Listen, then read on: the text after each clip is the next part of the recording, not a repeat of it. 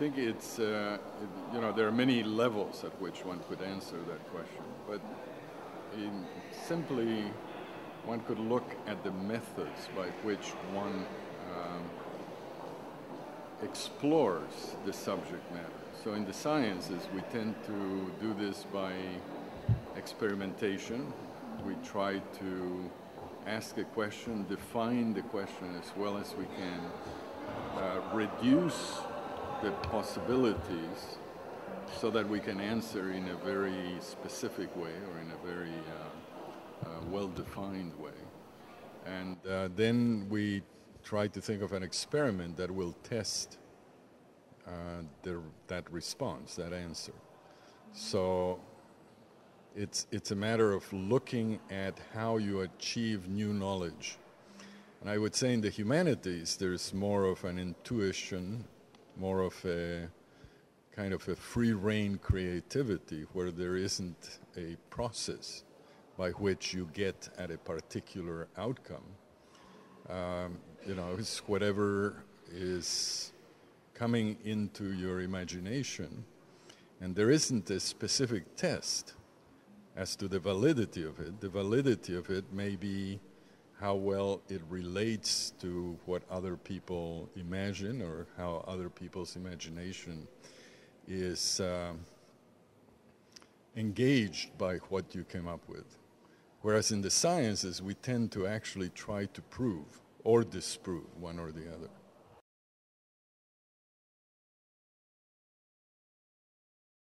Okay, well, in my university is the University of California in San Diego, and we have a very kind of standard university departmental structure, right? So there is the sciences, engineering, social sciences, humanities.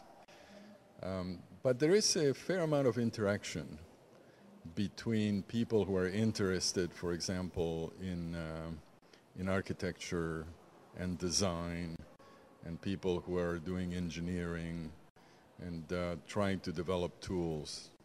So, for example, in what I work right now, I have been very interested in the idea of creating new tools for design for architects, even though my field is neuroscience, because I think that architects can learn a lot from the way our brain works.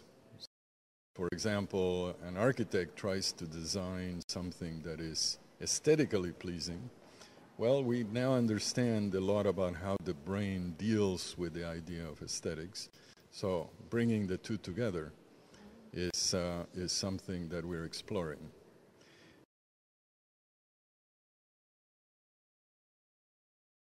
When I was a student, it was very individualistic. You took your courses, you kind of defined yourself by your own work. There was more of, I would say, individualism. The students now, because of the kind of work that they are going to find, need to communicate very well, but that we also had to do. But they also need to communicate with their own peers, because a lot of what they do is now geared towards group activities.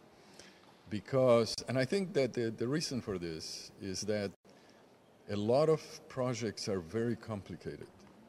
And so any one person may not be able to bring all the tools to solve the project, right? So, for example, I was just teaching, I just finished the course called Dementia, Science and Society. A lot of it is about Alzheimer's disease, but basically the course tried to look at the biomedical aspects of dementia in the context of the society. What are the impacts on the social, political, and economic areas of the society? Because it's going to change the way we deal with healthcare and with older people and so on. And in that course, my students had to work together. So they would come up with a project, and then some would look at social aspects of, for example, the nursing homes and the economics. And then another group or another member of the group was looking at what drugs are being used. And another group was looking at what are the stages of dementia, more from a medical point of view, and how do you interact with people that have different stages.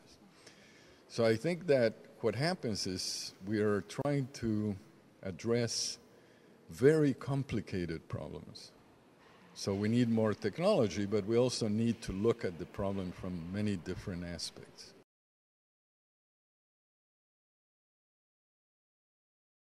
I think that there is a tendency, as I was just explaining, to be able to communicate well because you need to work together. It's not, you don't sit by yourself at your desk, although you need to do that too, right?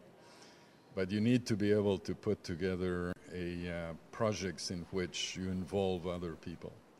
So I think what you need to do is to make sure that you understand something in great depth, and then you can communicate with people who have their own talents, and then try to work together. And that's, I think, the way of the future.